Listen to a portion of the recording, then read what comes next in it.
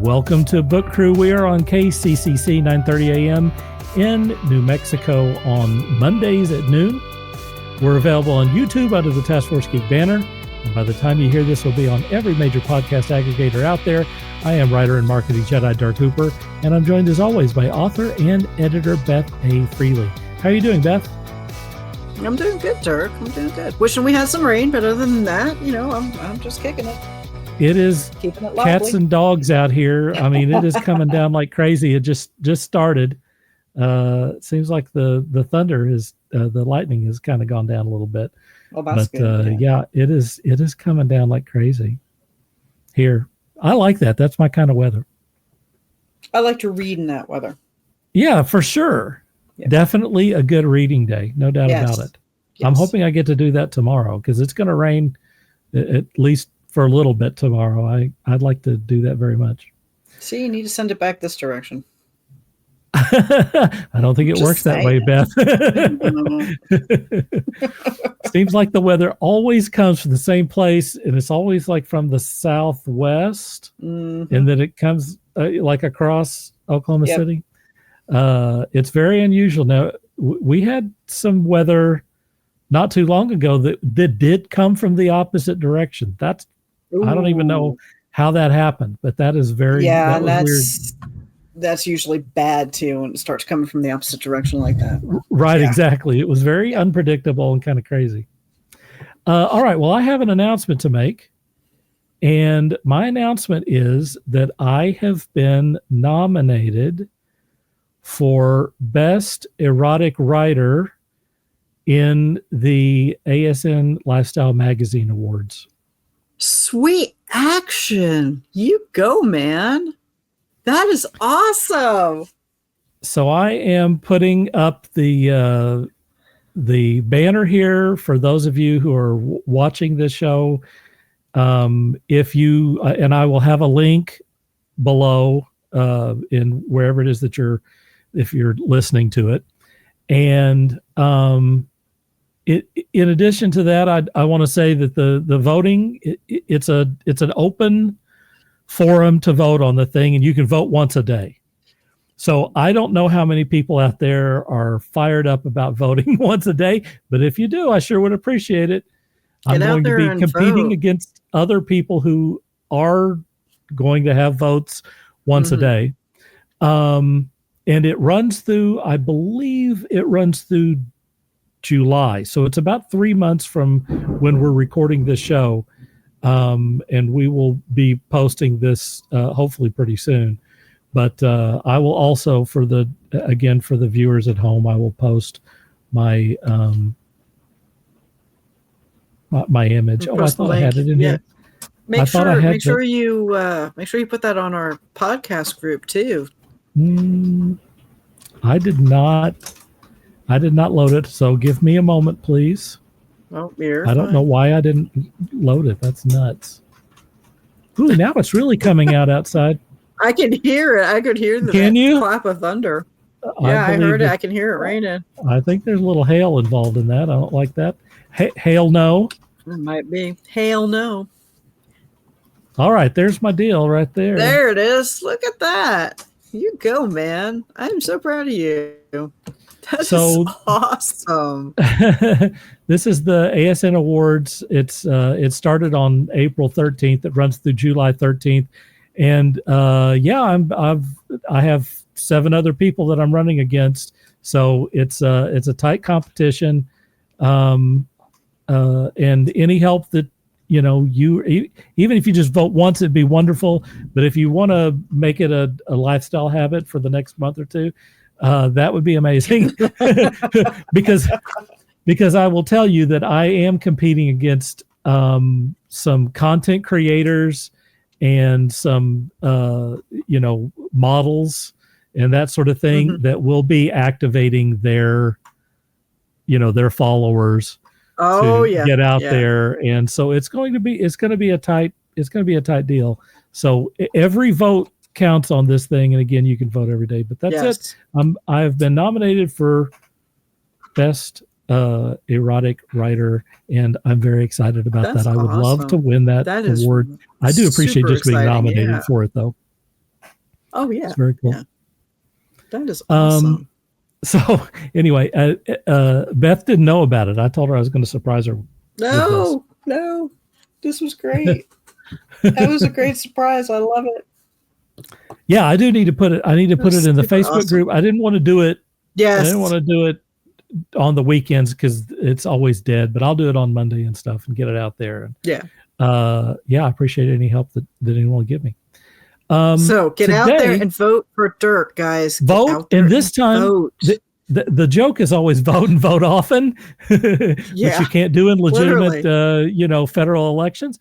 But in this case, you can actually vote often. You can vote once a day and stuff. And yeah, I would appreciate your help.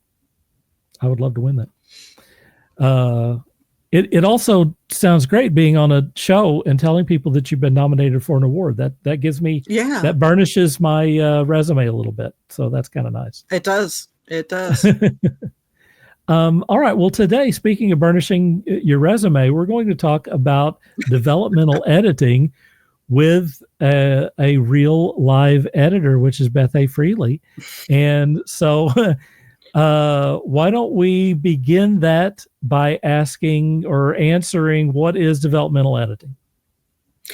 Okay, so developmental editing is the editing that makes all of our author friends go and cringe because it's that deep dive into your book. It's that it's where you start to look at the core of the story, not so much who your characters are, not so much your dialogue, but it's the actual core of the story. It's making sure that everything is aligned properly, making sure you don't necessarily, you don't have the glaring plot holes. Okay. You want to make sure your female characters aren't Mary Sue's and your male characters aren't Superman's. It's the look at, is it realistic? Is your dialogue realistic? Is your historical facts, if you're writing some sort of historical novel, are those correct? It gets to the meat and gristle of your book. This goes beyond proofreading. This goes beyond grammar checking. This is, story building 101 is really what developmental editing is. It's the difference between a first draft and having a novel. Yes. It's very much the difference between the first draft and having a novel.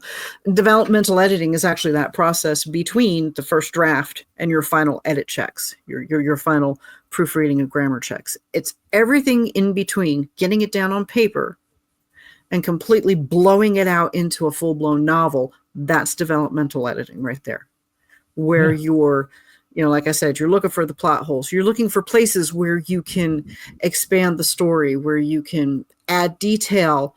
And I'm not going to say show, don't tell, because there are times when you want to show as compared to tell. Sure. And there are times you want to tell as compared to show. Just like every rule, it's made to be broken. Yeah. But you have to know editing, the rule to break it. You have to know the rule to break it. And the developmental editing, that allows you to look at your manuscript and go, ooh, I got a data dump here. Let's fix this data dump. These are the kind of things a developmental editor will look for. Do you have a data dump? Okay, how can you break this out? How can you turn this data dump and spread it across a chapter? You have a plot hole. How do I fix this plot hole? What does this plot hole hurt further in the story? What does this plot hole hurt before, you find your plot hole? Because yes, your plot hole could affect the beginning of your story. So these are all of the things that a developmental editor will look for and will help an author work through if they are there.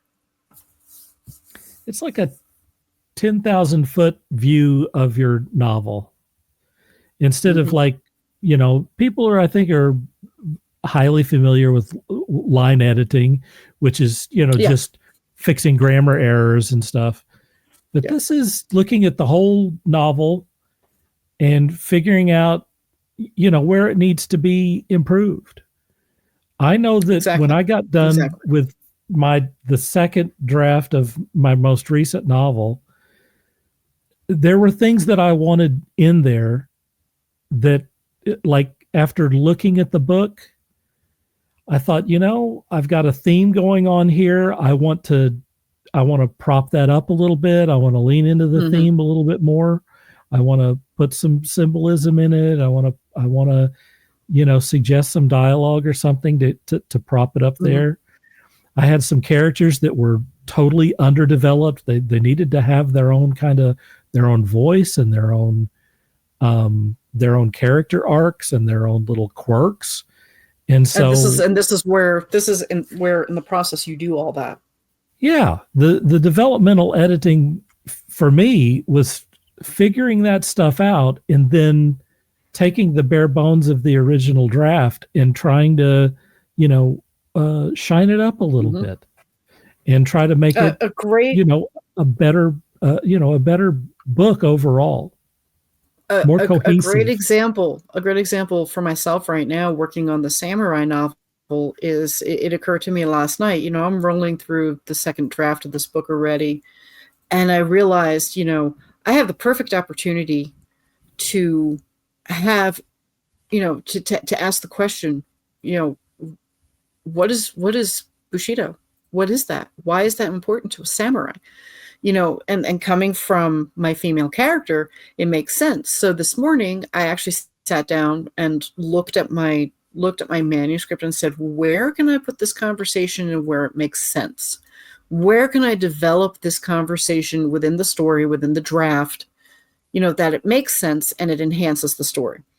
This is where developmental editing on both a macro and a micro level, when an author does it, whether they do it by themselves or whether they do it with the guidance of an editor, this is where you really start to see your story take shape in ways that you didn't expect.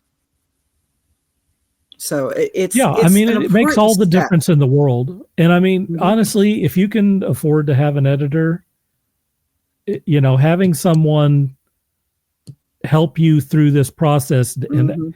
come at it with fresh eyes, unbiased eyes, Yeah. can be a great benefit to you. I realize that not everyone Oh yeah. can afford to have an editor and that sort of thing. But if you can, having someone there who has never read your book and doesn't have a dog in the hunt, um, is definitely worth the price of admission there, I think. Yeah, even if you have a friend who loves to read, if you cannot afford an editor, hand that manuscript to that friend and say, "Hey, can you read this and tell me if I'm missing anything, or can you read this and tell me if you see something wrong?" Um, because then at least you've done some due diligence towards ensuring your novel is where it needs to be before you hit that publish button. Um, and there are affordable editors out there. For Um, sure. you know what? Start if you have to, if you can't afford an editor, start with someone who likes to read and likes to edit books. You know, everybody has that friend that says, "Hey, did you catch that typo in Anne Rice's Lestat novel?" Yeah, There's they all have always them. one out there, and we all have that friend, and every novel has an error. I don't care how perfect you are, Yep. you're somewhere in your novel there's an error, a comma out of place, an apostrophe missing. Somewhere in your novel there's an error, and that's fine. We're human, and that's to be expected. um, but if you can't afford an editor, if you can't afford somebody that does developmental editing, get a friend to read your book and look for the plot holes, because sometimes that's all it takes. Yeah, because they're going to catch stuff. Look, it's very easy to be blind while you're writing this stuff, and Yep. the character arcs, and the setting, and what's going on. it's very easy for you to skip over something that's very important. Oh yeah. that wasn't, Yes. that isn't properly explained. And someone who's reading it for the first time might go, hey, I don't think this, I don't think you covered this properly.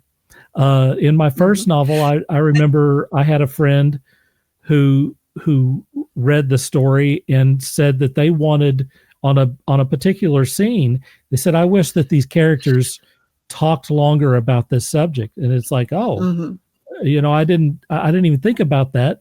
But when I looked at it, when I looked at it, it's like, they're absolutely right. This should be a much more in-depth conversation, because it really defines the two characters and their relationship. And I know the characters and I know their relationship, but someone who's reading it for the first time may not know the stuff that's in the cracks. Right. There. Right. And so it was. Is that important to the overall story? Maybe not. But is it flavor for the story? Well, yeah. I'm working with a gal right now who has been questioning leaving a scene in her book. And I told her, I said, leave it be for now. I said, let me read the book. Let me edit it for you. Let me see if you want to leave this scene in, if it's important enough to leave in. And after reading, when I edit a book, I always read the book first. And then I go back and I do the developmental editing. And then I do the line editing and the grammar before I send it back to my author. I put a book through about 4 different stages when I edit for someone.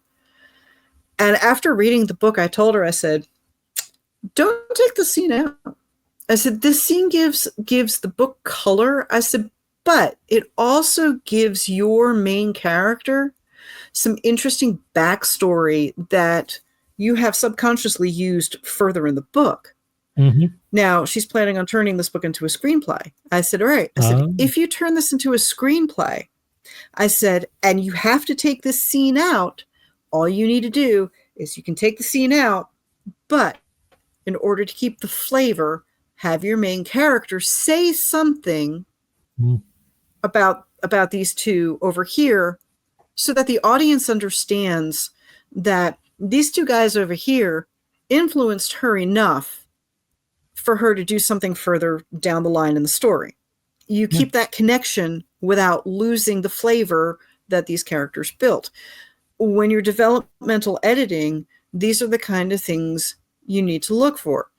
Is does this relationship make sense? Do I need to explain who these people are in conjunction with my main characters? If they don't make sense, get rid of them. If they're not needed for the story, and you're going through and you realize, these guys are kind of extraneous, don't be afraid to chop it up. This is the point in your writing where you can say, I'm killing off this character here. I'm getting this character here, out of Dodge. And these two characters in the school scene, I don't need that at all. And get rid of it. This is where you do it. This is what the developmental editing is for. Yeah. How do you prepare for developmental editing? Obviously, write the story. That's the start. Right. Get the story down. The best way to prepare for it is once you have that first draft done, walk away. Walk away for a day or 2 days. Walk away for a week. Walk away for a month. Every author is different. But walk away from it. Like you brought up, your characters, they're part of you. They're part of your mind. They're part of your soul. Okay? You know them intimately. You know them too intimately. Right. And sometimes you need to take a break from them. Yeah. You know where every freckle is on his butt, okay? I mean, sometimes you just got to walk away. You don't have to walk away for long. You just have to give yourself that mental break so that when you come back, you're looking at the story with fresh eyes. Yeah. Get feedback. Again, you can get feedback from ARC readers. You can get feedback from beta readers. You can get feedback from your mother. Have someone read the story and give you some feedback.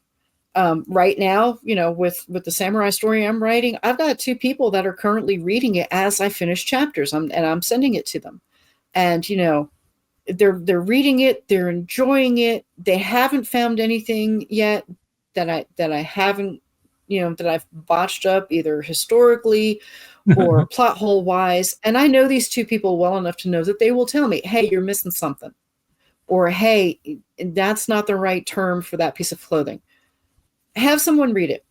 You don't have to have 20 different ARC readers or beta readers. One will do, preferably one who maybe is not familiar with your writing or is familiar enough with your writing to know, they've read your stuff before. They know what your voice sounds like. They know what you're trying to do with your stories. Usually one of the first people I send my books to is my best friend, Miriam, in Arizona. I'll send it to her and she'll come back and she will have bled on that with little things that, sometimes, oh, you should have seen the original. You should have seen the originals for Dorian, the way she bled on those. But if she hadn't done that, that book would not have been, that book would not have turned out the way it did. Have someone else read it. From there, once you pass it off to a friend, go ahead. Tell someone if you are going to have someone read your book, tell them that it's okay that they be critical or picky, or that you want to hear. I mean, look, if they enjoy the book, obviously you want to hear that too. But, if they've got an issue with something, you don't have to use it, but it's valuable to you to hear something negative, because if they're having a problem with it, then, other readers will have that problem as well. Yeah. So, and try not to take it personally, like we usually do. Yeah, it's hard to take it personally, but as an editor, the very first thing I tell all of my authors is, I am not going to change the core of your story. I've had it done to me. There is no reason for it. This is your story. This is your vision. This is your voice. My job is to help you make it better. I am never going to tell one of my authors, no, you can't have two love stories going in one book. I am never going to tell my authors, you have to lessen this character. No, I've had it happen to me by an editor, and I dug my heels in for 9 years before that book ever came out, which, in case anybody's wondering, I'm talking about The Legend of Captain St. Pierre. Miriam and I co-wrote that book together.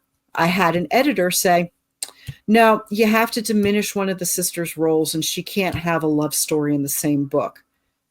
And I said to her, why? Well, because it doesn't fit in the romance formula. That's what I was told. It doesn't fit in the romance formula. Well, diminishing the role of one sister, honey, ruins the entire book, especially when you're talking about twins. Right. 9 years. I dug my heels in 9 years. And when Miriam and I talked about going indie way back in 2015, it was the president of the company that came back and said, let me read the book. And basically told me, this editor, she was wrong.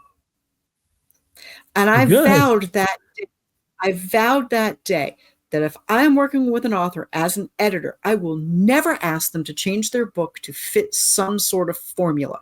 I will sit here and I will micro and macro edit your book for you. I will sit here and tell you where you've got a plot hole, and I will give you suggestions how to fix it. But ultimately, that book is the author's vision, the author's voice, and they can take all the beta and ARC reader advice they want, or they can have as many people read it and turn around and go, I don't agree with any of this, and just ignore it all. I invite my authors to ignore any suggestion I make because it's theirs. That's where getting feedback's important. Whether the feedback's coming from your editor or from a friend or your mom, get some sort of feedback. Even if all the feedback you get is, when is this book coming out? I need it now. Because then you know you're onto something. Yeah. The next step, and this sounds so counterintuitive, but it actually works, is to turn around. You have a full manuscript in front of you. Write an outline. Outline your manuscript. Because if you can outline your manuscript from start to finish before it even gets to an editor, you can see where you're missing something, or you can see if you have a plot hole, or you'll be able to see right away that character A and character B don't mesh, and character A really needs to be with character E. Outlining your novel after you write it really highlights things that are missing or things that are problematic. And if you're a pantster, this is really a great way to make sure you've got all your ducks in a row. I think this is a really great advice. And I think that a lot of people don't even think about outlining the thing afterward. But outlining even if you have an outline beforehand and then you write the thing, it's probably going to vary. I've never written anything that hasn't been different, if not radically different, when I finally got the thing finished. And if you're the type of person, and most writers are not like this, but if you're the type of person that can do like a spreadsheet or something and can put like the characters along the top and then the chapters and then show the progression of their character arcs and what's happening with different pieces of the plot, it can be very obvious if someone is underdeveloped. If you have it all laid out in front of you, it's very easy to catch something. It's like, wait a minute, this character went from A to Z, but there's nothing in between, in the book. So I need to fill some of those things in, to make the character development stronger. One of my favorite ways of actually, when I'm able to actually sit down and do this, one of my favorite ways of doing it is taking a bunch of index cards and actually writing out the outline on index cards and then taping them to a whiteboard. Oh, yeah. If you have a long enough whiteboard or a big enough whiteboard, you can actually, you can see it and visualize it. And one, that does show where you have some holes. And two, those cards, if you're taped or if you're using, you can use sticky notes. You can get index cards with sticky on them. You can pull that card right off and you can move it. If you realize that this point here needs to go in chapter 5, the point from chapter 5 needs to go into chapter 5. This is all part of the developmental editing process. And there's nothing that says you have to follow the outline that you built before you wrote the story and stick to it all the way through. Oh, we all know that. Definitely not. We know that. Yeah, definitely not. I have changed scenes in, Love of a Samurai so many times, right? I've changed one scene like 5 times already until I was finally happy with it. And I moved things from that scene to another one. This is part of the developmental editing process. Outline your manuscript after you write it. Take a look at it. And the other thing I suggest is while you're outlining it, okay, if you are an auditory type of person, put your manuscript in Word and listen to it as you outline it. Oh, yes. That's another great way of catching something. Yeah, Word will read to you. And it's a great way to catch things. As you could be sitting there listening to it and go, wait a minute, I thought I wrote that scene and it should, I thought I wrote that paragraph and it should be right here. Yeah. Because we can read and read and read and read and read, and our eyes will fill in things. Yep. And as a writer, we may think that we wrote something and we actually didn't. It's one of those things like, did I really do that? Was it a fever dream? So listen to it while you're outlining it, because that will actually give you can hear your story. You can hear how it flows by listening to it, just using Word, and then outline it at the same time and see where you're missing things. Yeah. It's excellent advice.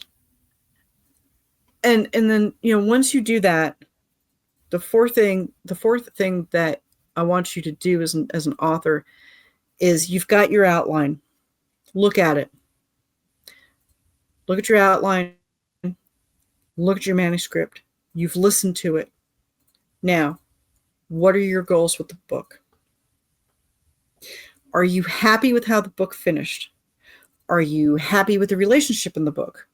Are you happy with the murder mystery?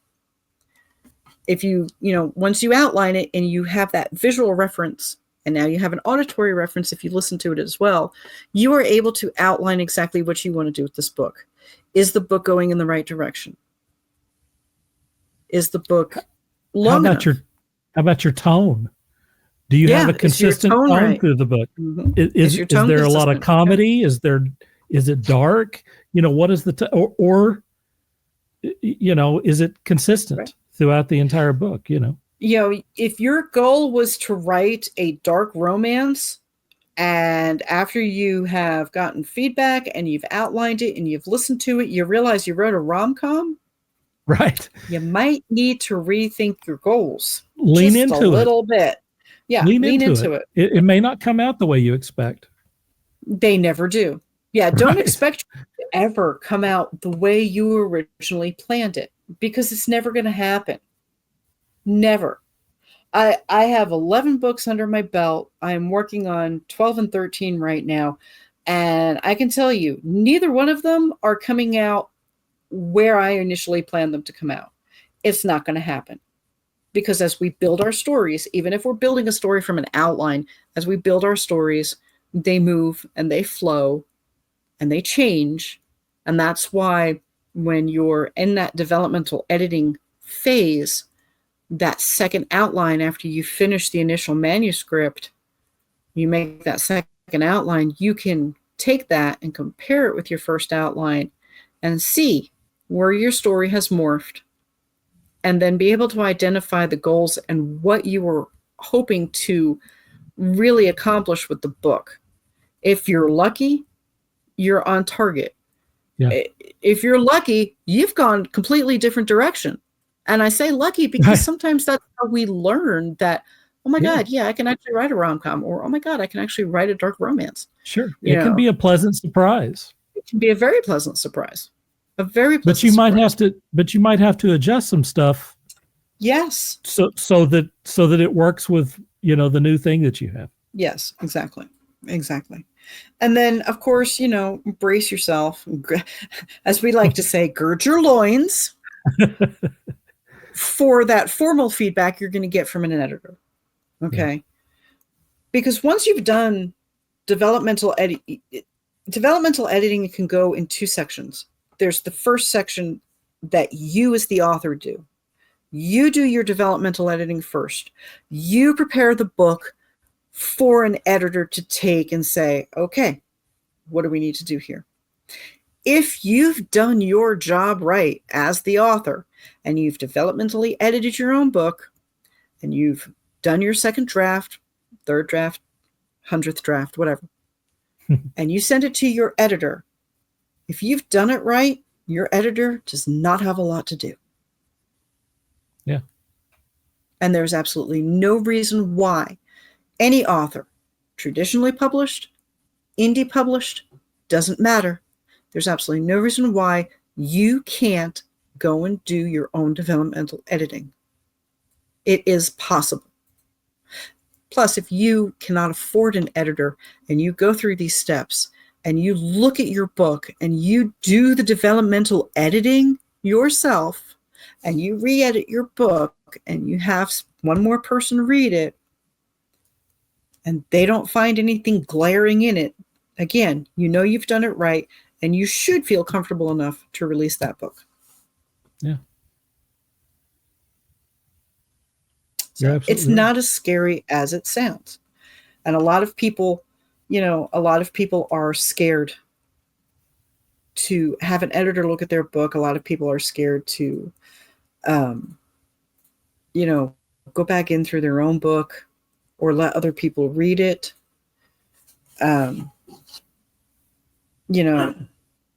You can go into the developmental editing phase of your book with a checklist of things you want to look for.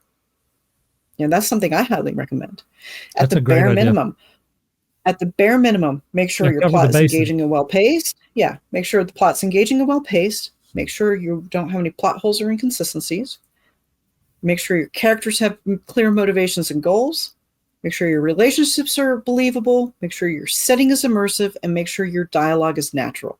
If you do nothing more than look for those items in your book and do it, through the lens of a developmental editor, even if you are your own developmental editor, if you just take those bare minimums right there, you will be in a better place with your book than when you started. Yeah, for sure. Well, Beth, we're getting close to the end of this thing.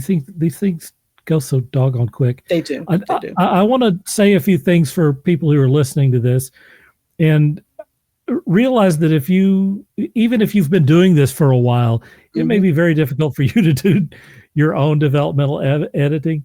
And some people may feel uncomfortable, like they don't really know, what to look for, or they may feel like they're too close to it or something.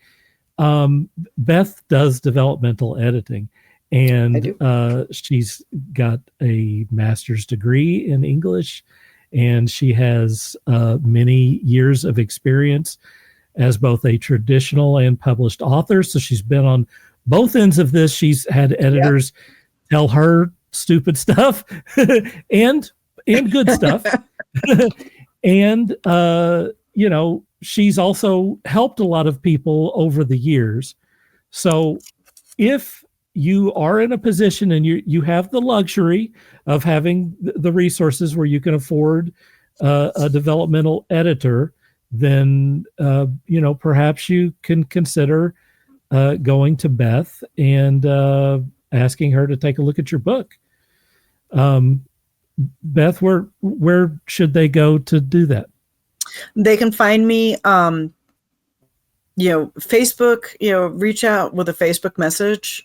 Just let me know, hey, I heard your podcast. I would like to talk to you about developmental editing. And even if you don't hire me, even if you just have a question or you want to know more about it, just reach out to me. You can reach out to me on Instagram at BA Freely. I am on Threads and Blue Sky at BA Freely, I believe. But you can also reach me via both of my websites, Beth Anne, ANNE, Freely, FREELY.com. There's a place there that you can contact me. You can also reach me through themusesfunhouse.com. And I do try to keep my prices affordable. And if you really want to use me as your editor, but you are concerned about cost, come talk to me. I will work with you. I will keep it in your budget, and we will get your book the way you want it so that you release a book that everybody wants to read. I'm not an expert on this, but I have looked at some editing, prices, and Beth is very reasonable, particularly for what you get. Because I do it all. I do everything. I do from soup to bolts, soup to nuts to bolts, as they say it. Yeah, she's going to turn it over, and you're going to be working with Beth, and Beth is awesome. So that's one of the great benefits of not only are you getting the intellect and the experience, but Beth is just a really cool person, and I think that's